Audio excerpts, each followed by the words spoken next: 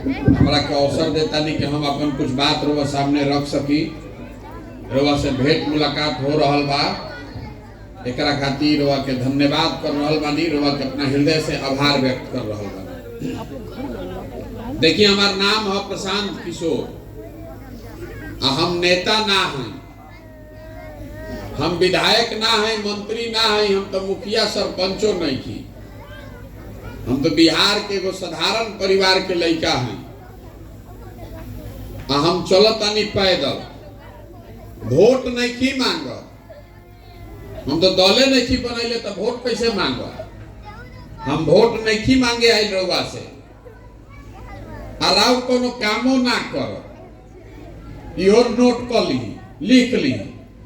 हम इधर नाली गली बनवावे नहीं की आई।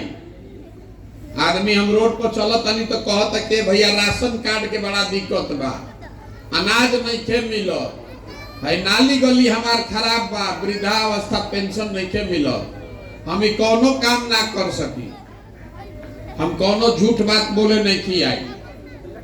हम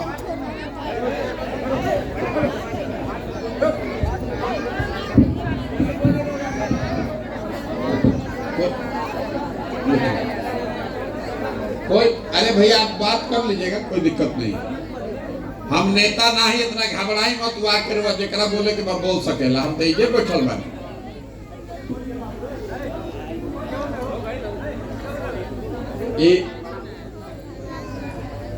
हम पैदल चलतानी 10-20-50 आदमी के संगे गावे गावे पैदल चल के जातानी। संकल्प कैले बानी कि बिहार के जितना गांव, शहर, कस्बा, पंचायत बा, एमे पैदले चल के जाई। सुबह से चले शुरू करता नहीं, आज दिन भर 20 किलोमीटर 25 किलोमीटर चलीला, जाके जहां सांझ हो या रुको, और बीच में जैसे रउआ से भेंट होता ऐसा ही भेंट करत बतियावत जाई। आंख से देखो तनी गांव में का होता, लोग कौना तकलीफ में बारन। तो रउआ सोचो कि ए भाई वोट मांगत नहीं खन, आ हमनी के कोनो काम करत नहीं खन, तो पैदल काहे चलता। हमारा कोनो कुत्ता थोड़े ना कटले बा कि अपन घर द्वार छोड़ के हम पैदल घूमता नहीं। पैदल क्यों चल रहे हैं? पैदल इसलिए चल रहे हैं कि जाकर अपनी आंख से देखें कि जौना समाज के जिन लोगों का जिंदगी सुधारना चाहते हैं, एक बार आज जाके आंख से देखी तो सही कि रउआ कौना कष्ट में जियता। राउर घर के दशा का बा, राउर नाली गली के दुर्गति का बा, राउर लइका कहाँ पढ़त, राउर खेत के क्या हालत बा, राउर गांव के का दुर्दशा बा, अपना आंख से देखे आइल बानी। देख के रास्ता निकाले के बाद कैसे सुधार होई। 50 बरिस से काउर लागल बा, एक दिन के बात नहीं खे। जब रउआ लइका होखो तब वो बिहार में उतने गरीबी रहे, लइका जो रहे वो जवान हो गई, जवान आदमी बूढ़ हो गई, लेकिन बिहार के गरीबी, बिहार के दुर्दशा सुधरत नहीं खे। जब जे आवत चुनाव में तो ये कहता कि हमरा के वोट दे दो, हम आई ना तो ठीक कर दे। तो हम कहे आई बनी उल्टा बात कि देखी, अगर हमरा के रउआ वोट देइयो दे तो वो कुछ ना सुधरी, हमरा के वोट दे तो कुछ ना सुधरी, कि कोई एक आदमी सुधारिए ना सके। रउआ कितना बरिस कांग्रेस के हमनी के वोट दे दी जा, फिर आदमी कांग्रेस के हटा के लालू जी के ले आई। लालू जी गरीब के लइका वाला नहीं जानत, गरीब के दर्द की ठीक करियो। फिर लालू जी के तबाही से परेशान भइनी तो उनका के हटा के आदमी कहल कि पढ़ल लिखल आदमी के मुख्यमंत्री बनाओ। तो नीतीश कुमार के हमनी के 17 साल से मुख्यमंत्री बनैले बानी जा। दिल्ली में मोदी जी के भी वोट दियाइल बा, लेकिन बिहार के आदमी के दुर्दशा, राउर लइकन के परेशानी खत्म नहीं के हो। काहे नहीं के हो कि बतावे चलल बानी। अपना आंख से तो देखता नहीं, एक सुधारे के रास्ता भी निकालो, लेकिन रउओ के बतावे चलल बानी कि आखिर दुर्दशा हमनी के बात कहाँ है, सुनी या समझी।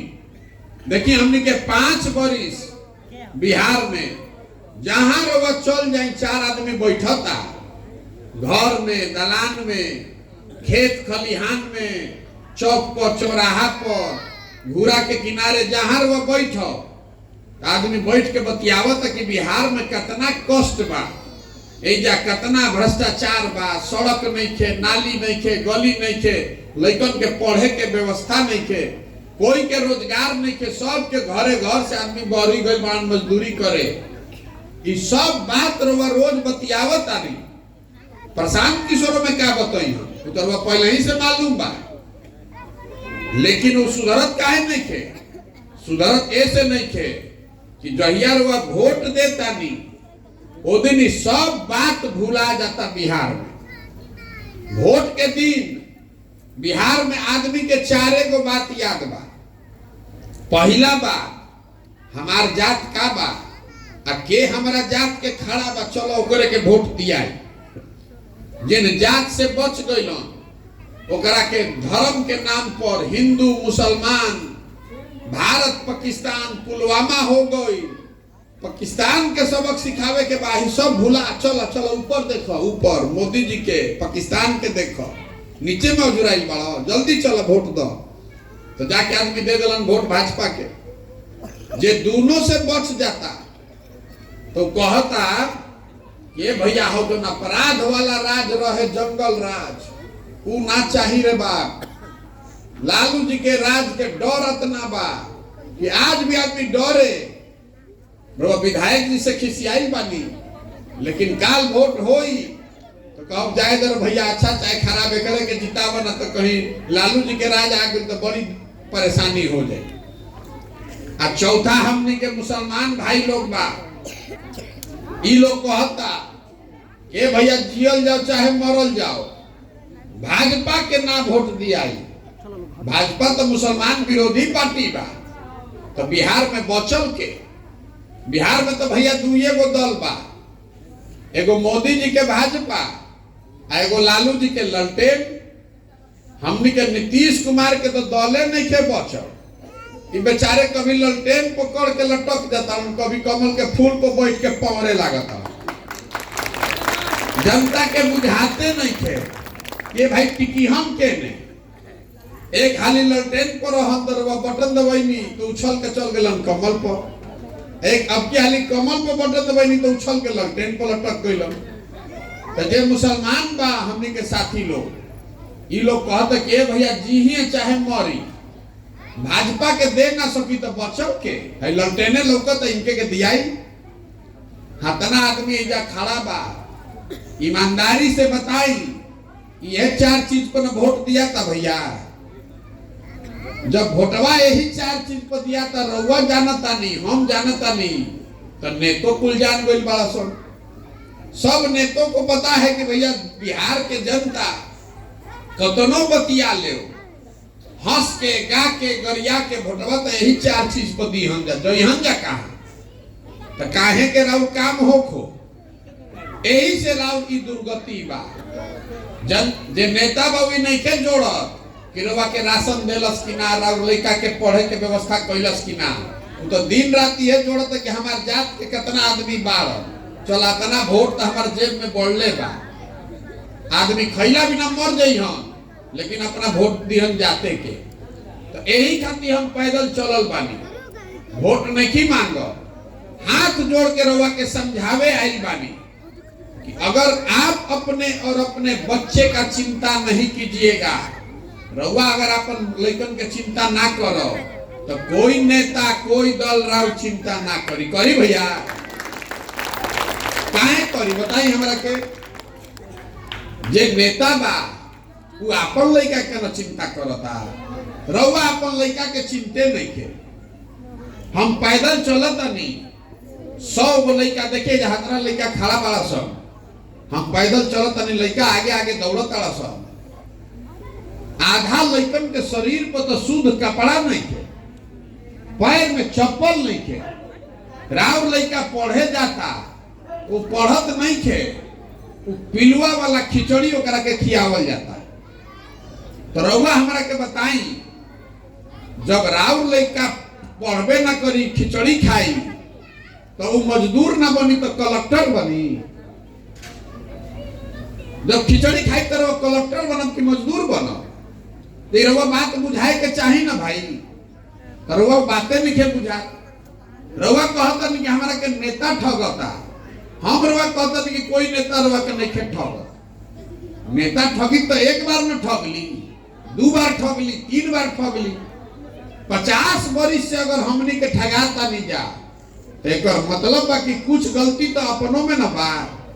हमनी के अपने तैयार बनी जे कि आवर भैया ठग लो।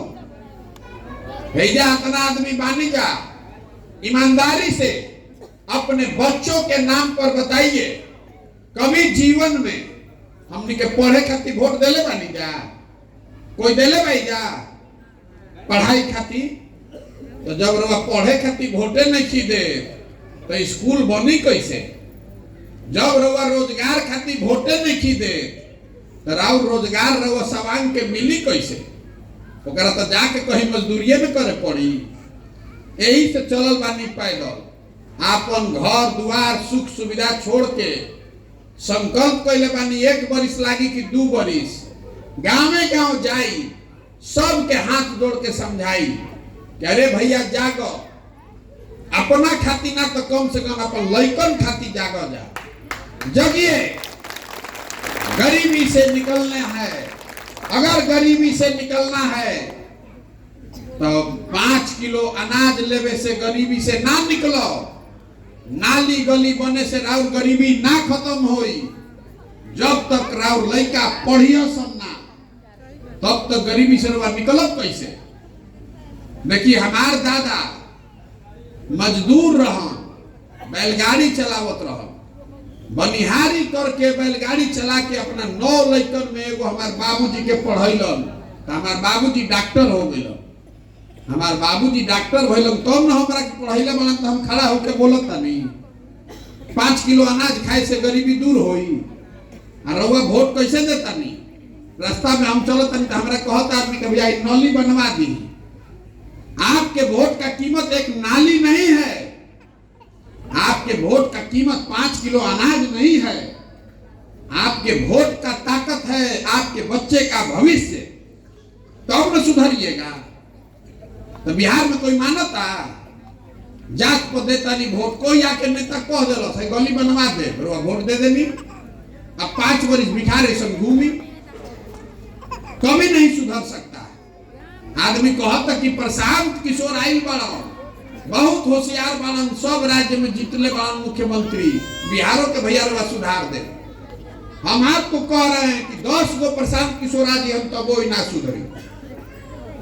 जब रउआ अपन लड़का के नहीं चिंता तो प्रशांत किशोर सुधार दी। हम ये सुधारने वाला नहीं है। आपको अपने बच्चे का चिंता ही नहीं है। देखिए जितना आदमी हमने के बानी जा, कोई ऐसा घर ना होई जौना में से जवान लड़का बहरी जाके मजदूरी नहीं खे करत। जौन लड़का के रउआ पेट काट काट के पाल पोस के बड़ा कोई नहीं, 20 वर्ष 22 वर्ष के लड़का हो गई तो ट्रेन में बस में जैसे जानवर भर के जाता वैसे लड़का जाता असन बहरी काम करे। और जहां जाता काम करे वो या छोट छोट कमरा में 4 आदमी 5 आदमी रहता है। 12 घंटा 14 घंटा वहां अपना हाड़ गला रहा है। तो 10,000 12,000 रुपया घरे भेजता बाल बच्चा के खाए खातिर। और रउआ से पूछता नहीं कि वोट काहे देनी है? रउआ कहता नहीं ए भैया गौवा में सब देते रहे तो हमू दे देनी। अरे राउ घर के सवांग, राउ लइका, राउ हस्बैंड, राउ मालिक, राउ मरद अपन जमा अपन हार गलावता, रउआ वोट ऐसा ही दे देता नहीं। आ देख तो रउआ ना भोगब तो हम भोगब।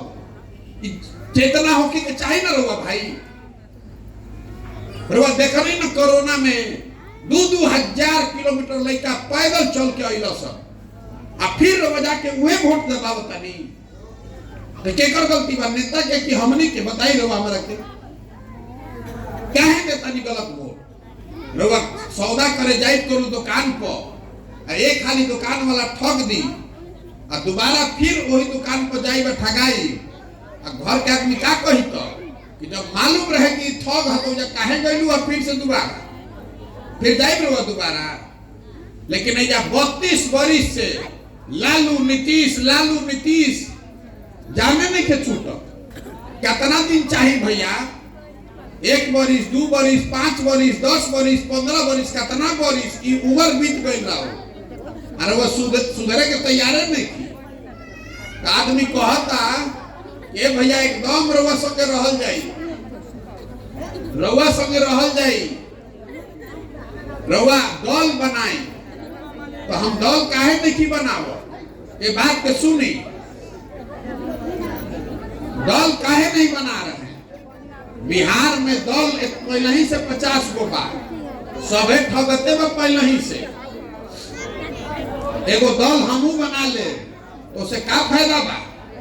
हमू आके के ठगब।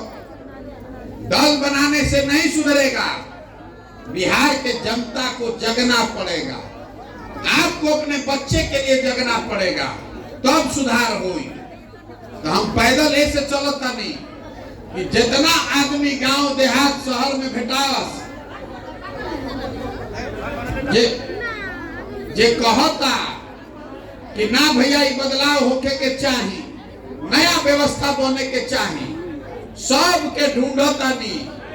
जैसे दही के मत के मक्खन निकाली ला, वैसे ही समाज के मत के हम अच्छा आदमी निकाले चलल बानी।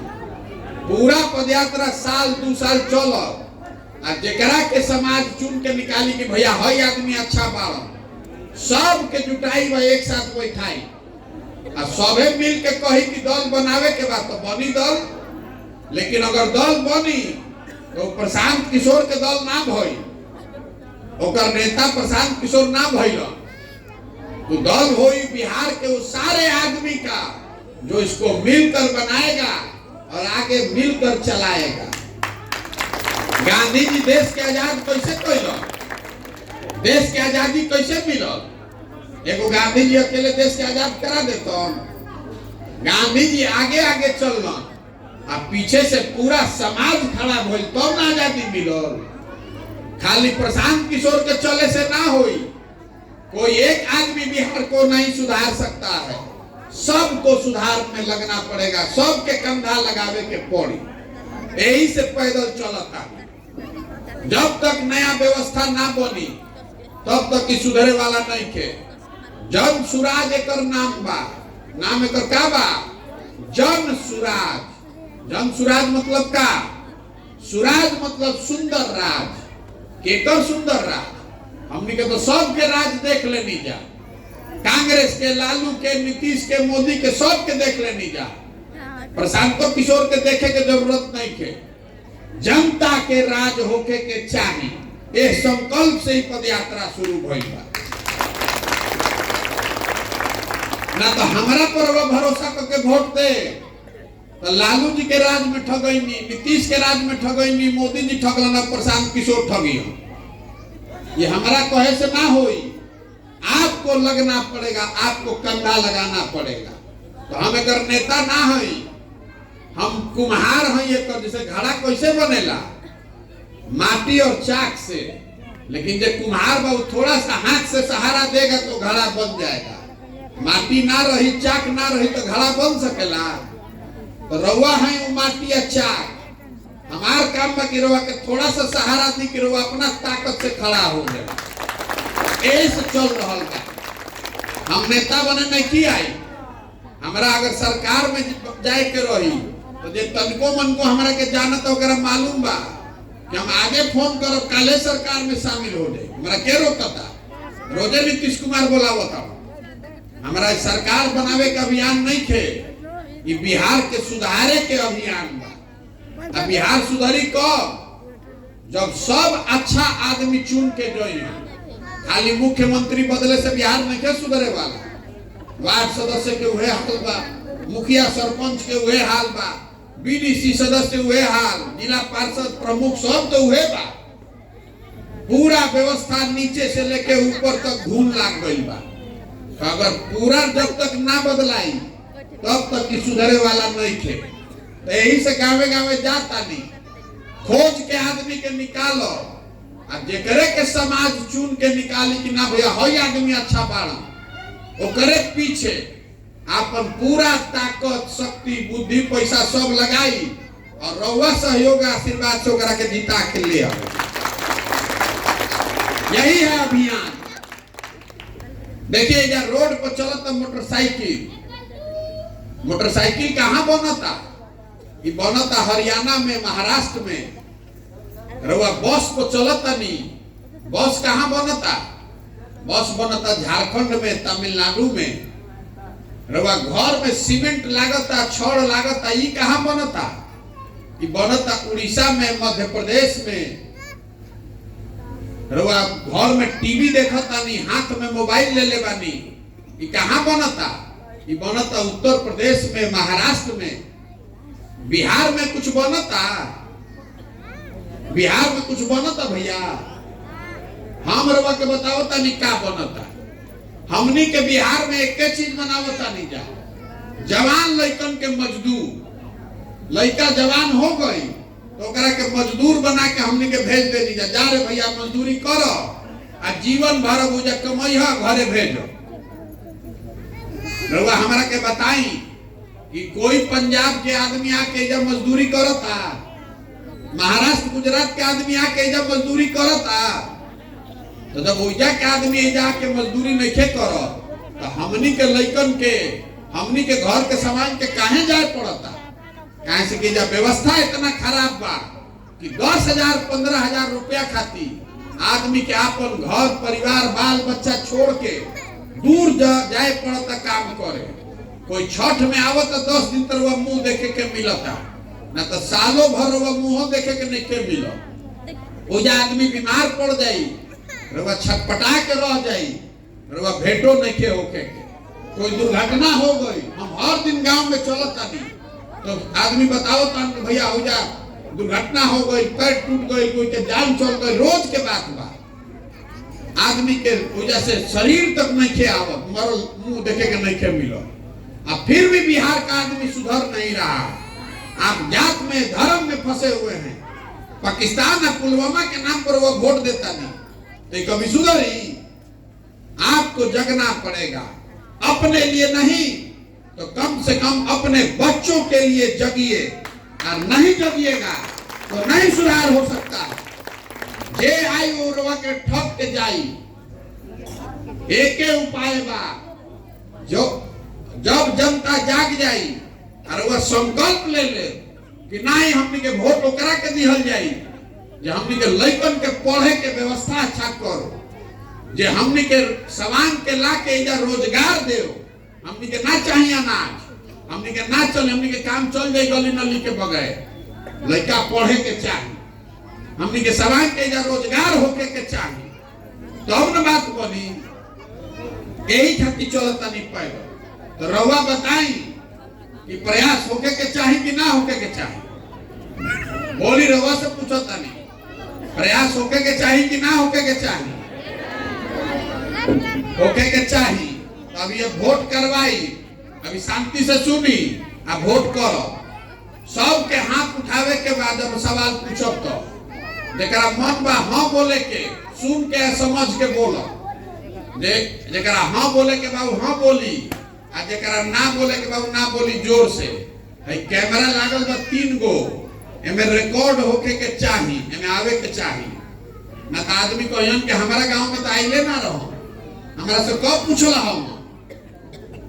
पिछला 30-40 सालों में आपने जिसको भी वोट दिया है, सबने बिहार के लोगों को, बिहार के बच्चों को ठगा है।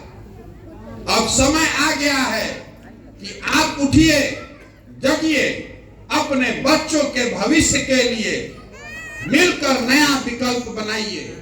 जो रास्ता महात्मा गांधी ने दिखाया, जैसे हम लोग को आजादी दिलवाया, उसी रास्ते पर चल के बिहार से गरीबी, बेरोजगारी, भ्रष्टाचार से आजादी अगर चाहिए तो सबको मिलकर विकल्प बनाना पड़ेगा। रउआ बताई कि सबके मिलके हमनी के विकल्प बनावे के चाहिए कि ना बनावे के चाहिए? सबके हाथ उठे के चाहिए। ऐसे उठी तो होई, एक बार उठे के चाहिए, जोर से बोलिए हाँ, और जिसका मन है ना तो बोलेगा ना, जोर से बोलिएगा। एक बार हाथ उठे फिर से पूछा था नहीं। बिहार के आदमी को मिलकर अपना विकल्प बनाना चाहिए कि नहीं बनाना चाहिए? आदमी सब रवा कहता नहीं बने के चाहिए, लेकिन फिर आदमी यो कहता कि भैया विकल्प तो बन जाई तो चुनाव कैसे जीतल जाए? हमने बिल्कुल पैसा है नहीं थे, साधन नहीं थे, चुनाव कैसे जीतल जाए वो बतावे आई बानी। देखी लोकतंत्र में जनता के से ज्यादा ताकत कोई भी जुन नहीं थे।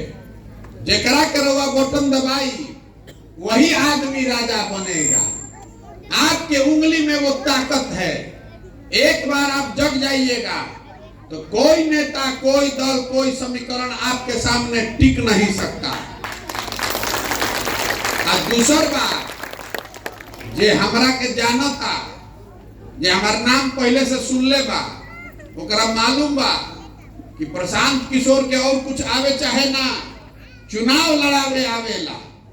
हम 10 वर्ष में जिसका भी हाथ पकड़े हैं, जिस नेता का, जिस दल का, वो चुनावे नहीं हारा है आज तक। चुनाव में हमरा से सलाह लेवे खाती, जरा के बड़ा बड़ा दल और नेता जानता नहीं, चुनाव में हमरा से मदद लेवे खाती आदमी 2-4 लाख ना, 2-4 करोड़ ना, सैकड़ों करोड़ रुपया हमको देता है।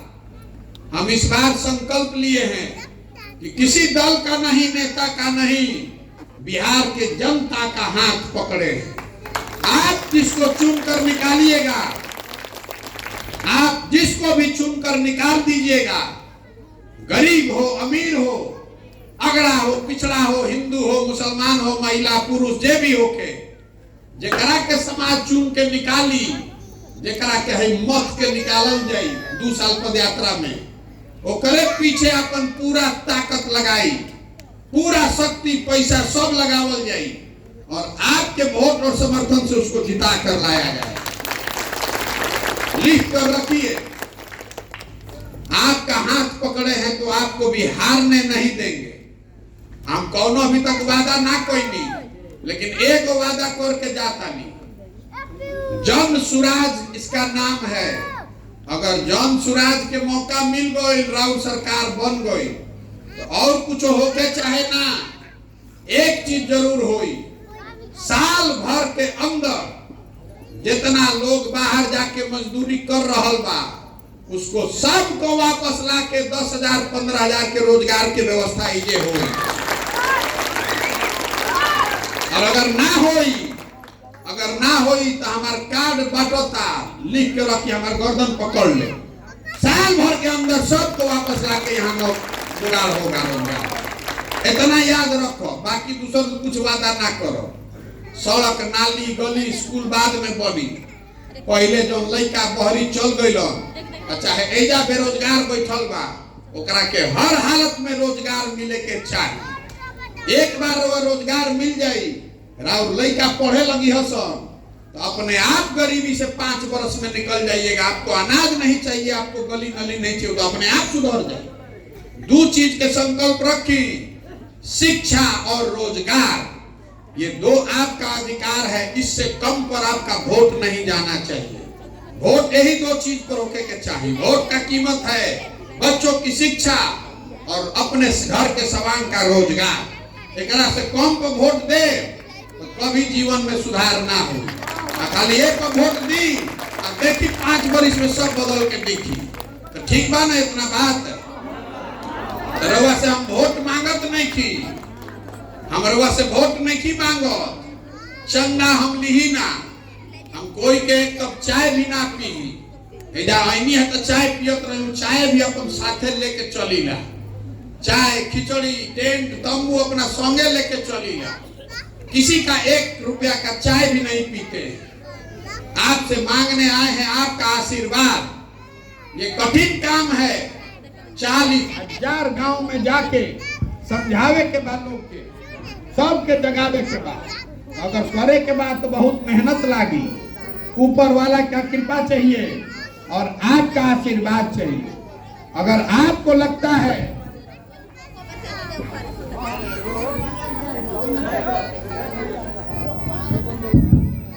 अगर कि जो काम हम कर रहे हैं ये काम बिहार के बच्चों के हक में है, बिहार के लोगों के हक में है। तो एक बार हाथ उठा के आशीर्वाद दी, है ना आशीर्वाद? करी ना प्रयास, होगा ना प्रयास। एक अंतिम बात खाली याद रख ले, फिर खत्म कर जाए, घरे जाई रोआ। हमनी के लड़का बिहार से बाहर जाता रसन तो आदमी कहता बिहारी मतलब बेवकूफ, बिहारी कह के गाली देता है। हर दिन पूरा भारत में बिहार के लड़कों को गाली सुनना पड़ता है, जलील होना पड़ता है। हम लोग बिहार के लोग बेवकूफ नहीं हैं, हम लोग को यहाँ के नेताओं ने, व्यवस्था ने बेवकूफ बना दिया है।